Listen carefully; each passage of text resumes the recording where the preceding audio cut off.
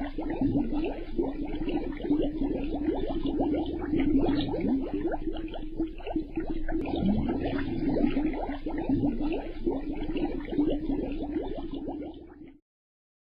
الله الرحمن الرحیم. الحمد لله رب العالمین و العاقبة للمتقین و الصلاة و السلام علی رسول الله محمد و علی آله و صحبه اجمعین. بینندگان عزیز و گرامی، خانواده های محترم، سلام و رحمت و برکات الهی بر یکایک شما بزرگواران. برنامه دیگر از مجموعه برنامه شقایق رو تقدیم حضور شما بزرگواران میکنیم و امیدواریم آنچه که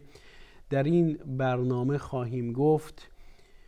که برگرفته از سنت و سیرت رسول خدا صلی الله علیه و آله و سلم هست مورد توجه و استفاده همه ما قرار بگیره. از نحوه رفتار رسول خدا صلی الله علیه و آله و سلم در خانه و نحوه تعامل ایشون با خانواده سخن میگیم. این سخنی است ارزشمند با اهمیت فراوانی که یک جلوه راستین از زندگی سعادتمندانه رو در نگاه و باور انسان مسلمان ترسیم میکنه و الگوی عملی برای رسیدن به سعادت و رستگاری رو فراروی او قرار میده. ما اشاره‌ای داشتیم در برنامه‌های گذشته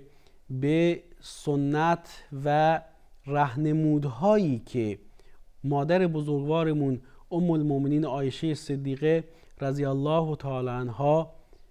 از رسول خدا صلی الله علیه و آله و سلم نقل کردند که بخش عظیمی از اون مربوط به راهنمودهای خانوادگی و مسائل مرتبط با نظام خانوادگی میشه. لذا وقتی که نگاهی می اندازیم به برخی از این سنت ها و رویکرد گفتاری و عملی رسول خدا صلی الله علیه و آله و سلم که به زبان مادر بزرگوارمون ام المؤمنین عایشه صدیقه رضی الله عنها برای ما نقل شده، با حفظ و نگهداشت ذهنی و عملی سنت رسول خدا صلی الله علیه و آله و صحبه اجمعین، میبینیم که زندگی خوشبخت ممکن و میسر نیست مگر در سایه الگوبرداری از رسول الله صلی الله علیه و آله و صحبه اجمعین. و چرا چنین نباشه که این بزرگوار الگویی بودند و هستند که رسیدن به سعادت و رستگاری ممکن نیست مگر با پیشه کردن راه و روش اون بزرگوار. وقتی که ما در مسائل عبادی تبعیت از رسول خدا صلی الله علیه و آله و سلم رو اصلی میدونیم مبنی بر درستی و نهایتاً پذیرش و مقبولیت اون عمل که در کنار اخلاص و احتساب که باید اون عمل برای الله انجام بشه به امید دستیابی به اجر و پاداش الهی، باید مطابق با سنت رسول خدا صلی الله علیه و آله و صحبه اجمعین هم باشه که اصل متابعت و پیروی از اون بزرگوار برای پذیرش اعمال و به عنوان اینکه معیاری اساسی است در این راستا که تشخیص بدیم آیا این عمل مشروع و درست هست یا نه، سنت رسول الله صلی الله علیه و آله و سلم ملاکه. من احدث فی امرنا هذا ما لیس منه فهو رد. و به همین خاطر میبینیم که رسول خدا صلی الله علیه و آله و صحبه اجمعین در امور عبادی و در امور دینی میفهمند که هر کس امر نوپیدایی رو بیاره که در دین ما نیست، اون عملش مردود است. در نظام خانوادگی هرچند که این موضوع از بسط و گستره بیشتری برخوردار هست، اما از اونجایی که رسول خدا صلی الله علیه و آله و صحبه اجمعین نمونه راستین و الگوی عملی امت هستند و در همه ابعاد زندگی راهنمود اون بزرگوار راهگشای ماست. اون بزرگوار راه بلد بودند، راه رو به درستی دریافت کردند و به درستی پیمودند و به درستی به ما نشون دادند. برای اینکه ما در مسیر سعادت و رستگاری باشیم باید همون راه و روش رو در پیش بگیریم. لذا برمیگردیم و نگاهی میاندازیم به بخشی از سنت‌های درخشان و حیات بخش رسول خدا صلی الله علیه و آله و صحبه اجمعین که در رابطه با نظام خانوادگی برای ما نقل شده و بیشترین اثر و نقش رو در این زمینه مادرمون ام المؤمنین عایشه صدیقه رضی الله تعالی عنها دارند. بسیار شنیده ایم که رسول خدا صلی الله علیه و آله و سلم در تعامل با افراد جامعه روی کرد و رفتاری بزرگمنشانه داشتند. نمونهش رو در فتح مکه میبینیم، وقتی که رسول خدا صلی الله علیه و آله و صحبه اجمعین بعد از بیش از 10 سال غربت و دوری از زادگاه خودشون مکه مکرمه به شهر مکه برمیگردند و بعد از همه ظلم و ستمی که از سوی بزرگان مکه و قریش بر اون بزرگوار رفته و موقعیتی است که در قدرت قرار دارند و امکان انتقام از ظالمان گذشته هست، کسانی که در گذشته به پیامبر گرامی اسلام صلی الله علیه و آله و سلم ظلم کرده بودند. اونجا رسول خدا صلی الله علیه و آله و سلم میفرمایند که توقع دارید چه رفتاری با شما داشته باشم. اونجاست که مکیان میگن که از کریم و بزرگوار، فرزند کریم و بزرگوار، توقعی جز بخشش نیست. رسول خدا صلی الله علیه و آله و سلم میفرمایند اذهبوا فانتم الطلقاء، برید شما آزادید، کارتون ندارم. و با روح تسامح، با روح رواداری، با روح آسانگیری با اینها برخورد میکنند. با کسانی که در گذشته نه چندان دور دشمن سرسخت این بزرگوار بودند، رسول خدا صلی الله علیه و آله و سلم با سینه فراخ، با روی گشاده و با رفتار و منشی بزرگوارانه و با بزرگمنشی تمام برخورد میکنند. از بزرگمنش و بزرگواری چون رسول خدا صلی الله علیه و آله و سلم چه توقع و انتظاری میره که چگونه رفتاری با اعضای خانواده خودشون داشته باشند. وقتی که اون بزرگوار با سرسخت‌ترین دشمنان گذشته خودشون این گونه رفتار بزرگمنشانه‌ای دارند، طبیعی است و قطعی و بدیهی است که در تعامل با اعضای خانواده بسیار گشاده رو، بسیار نرم خوی و بسیار خوش رفتار باشند. و به همین خاطر هست که وقتی از مادرمون ام المؤمنین عایشه صدیقه رضی الله عنها سوال میشه که رسول خدا صلی الله علیه و آله و سلم در خونه چگونه بودند، یعنی چگونه رفتاری داشتند، مادرمون ام المؤمنین عایشه صدیقه رضی الله تعالی عنها میفرمایند که کان فی مهنت اهلی، که رسول خدا صلی الله علیه و آله و صحبه اجمعین در خونه در خدمت خانواده بودند. اگر ما مجموعه احادیث و راهنمودهای گرانبهایی رو که از رفتار رسول خدا صلی الله علیه و آله و سلم با بیان جزئیات برای ما نقل شده در اختیار نداشتیم، همین بیان کلی مادر مؤمنان ام المؤمنین عایشه صدیقه رضی الله تعالی عنها از نحوه رفتار رسول خدا صلی الله علیه و آله و سلم با خانواده و در چارچوب خانه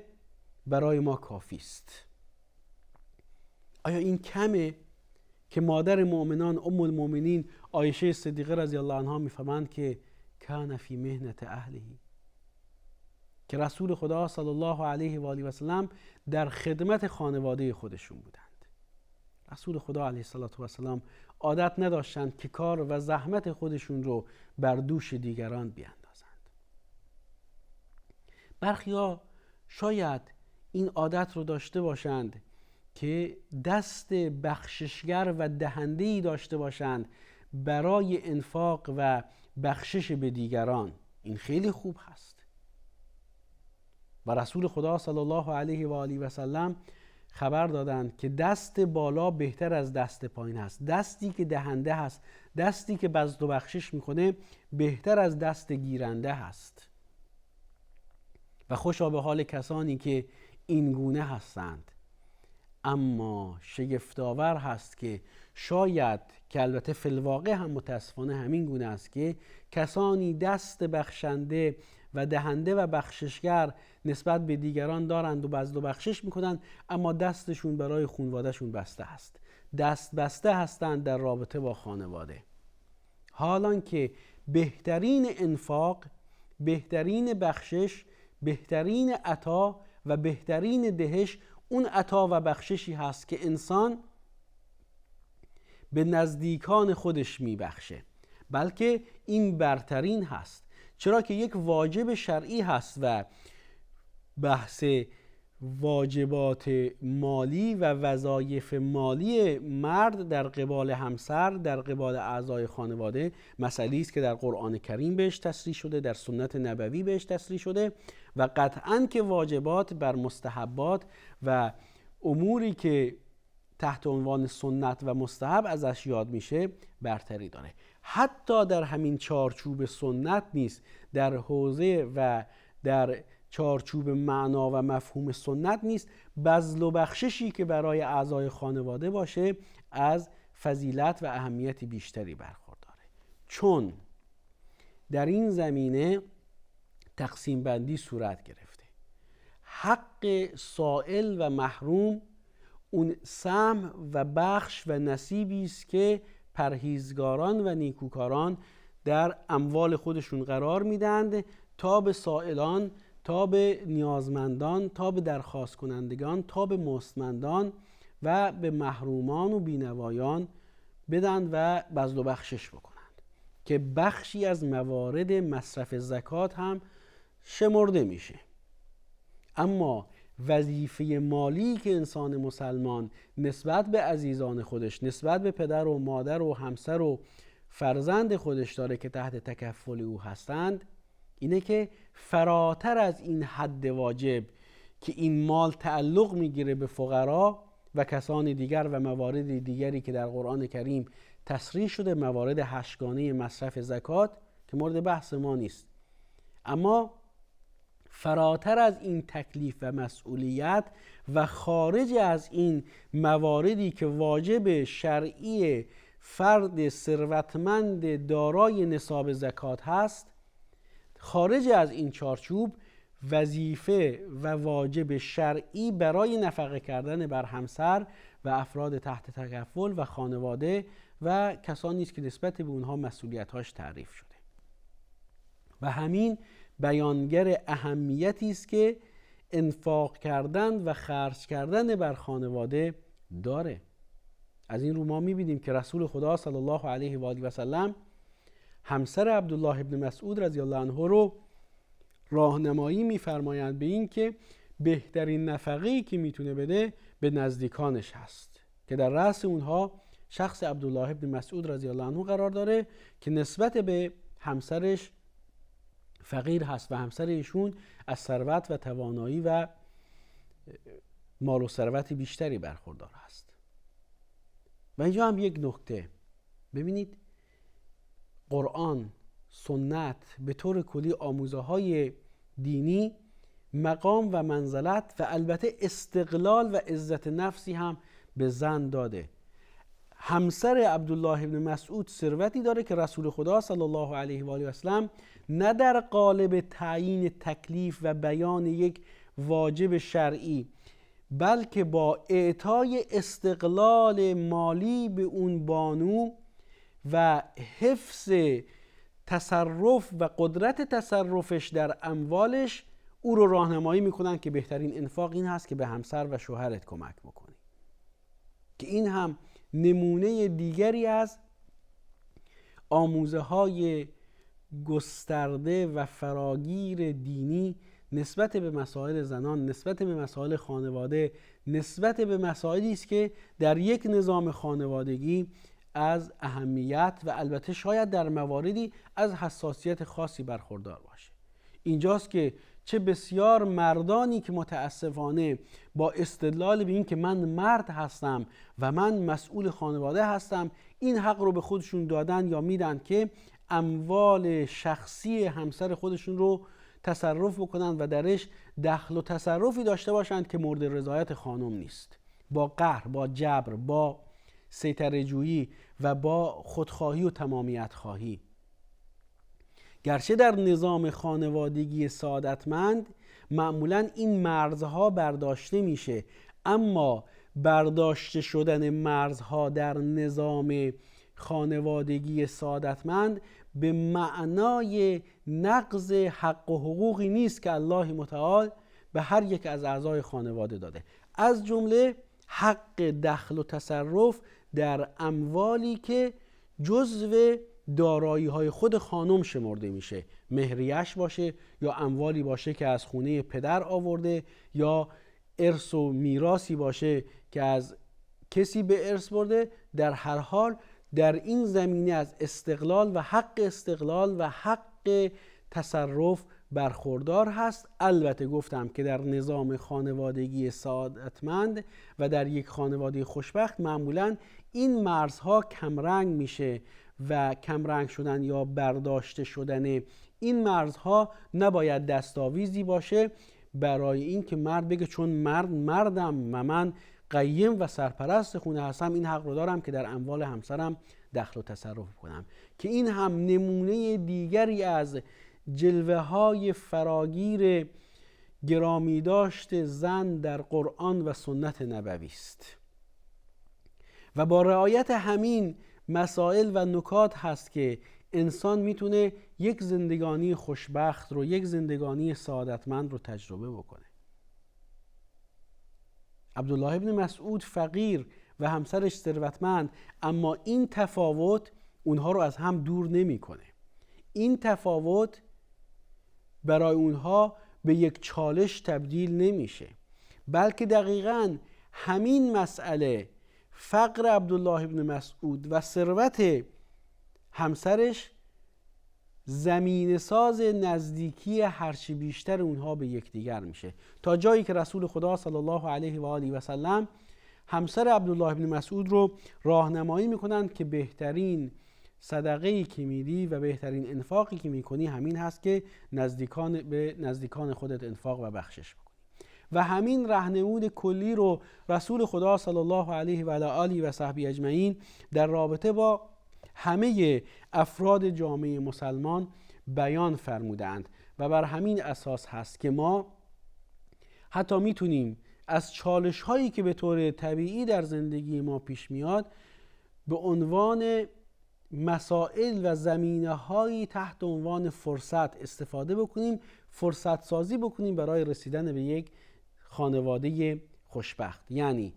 اون چه که به عنوان امکانات در اختیار داریم که خب به عنوان امکانات ازش استفاده میکنیم. گاه مسائل و چالش هایی در زندگی پیش بیاد که خودش میتونه بسترساز و زمینه سازی باشه برای تعامل سازنده اعضای خانواده و نهایتاً احساس خوشبختی و رضایت بیشتر از این که اینچنین به هم پیوسته هستند، اینچنین منسجم هستند و اینچنین نسبت به هم متعهد و وظیفه شناس. امیدوارم که الله متعال